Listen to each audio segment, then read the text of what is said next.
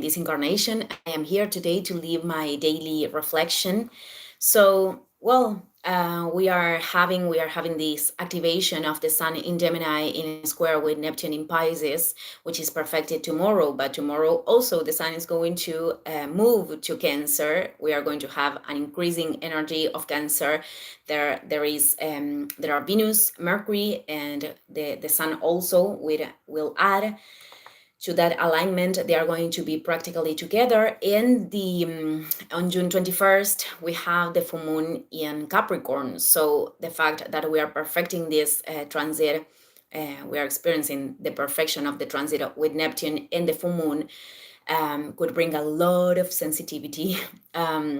So something that I mentioned before is that it is important to identify how you are feeling, when you are approaching full moons, for example, because you will notice that there is a pattern. For some people, they could feel like very tired. For other people, they could have a lot of energy, others difficulties to sleep, others not. So it is important to identify that in order to attend ourselves in the best way that we can, depending on how we transit these aspects.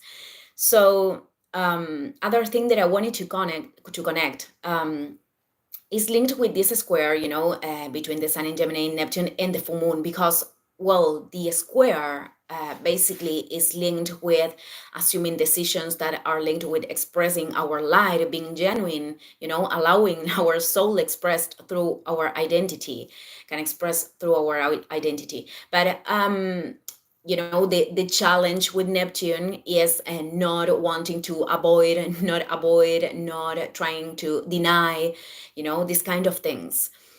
And the confusion many times that could come from the mind comes from these places, from the resistance to hear our own soul. This is something that I explained several times before.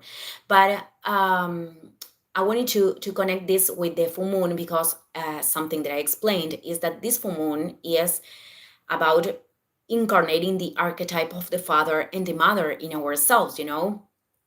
Capricorn is associated to the father.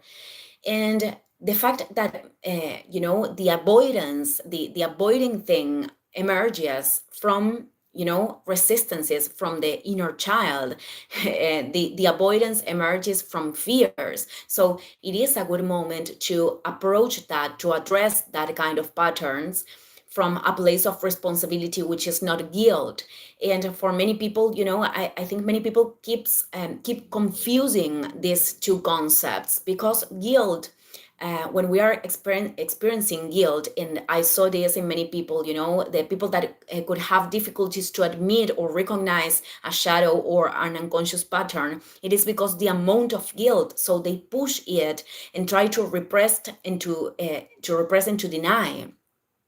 But responsibility is a whole other thing. Responsibility is linked with assuming these two archetypes, as I said, with loving consciousness, which means that it is a good moment to, observe how we are incarnating, for example, the archetype of the father.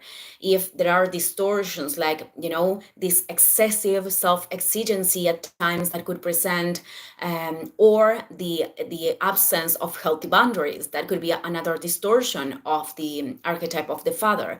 When we are talking about the mother, we are talking about the contention, the nurturance that we could give to ourselves, but also it is about to offer that to other people.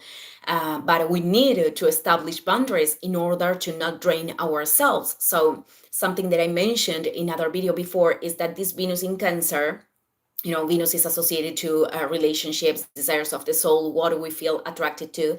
But this Venus in Cancer has this tendency to incarnate the mother, the energy of the mother. So one lesson for people that could have this Venus in this position is linked with learning to give that love and protection to ourselves.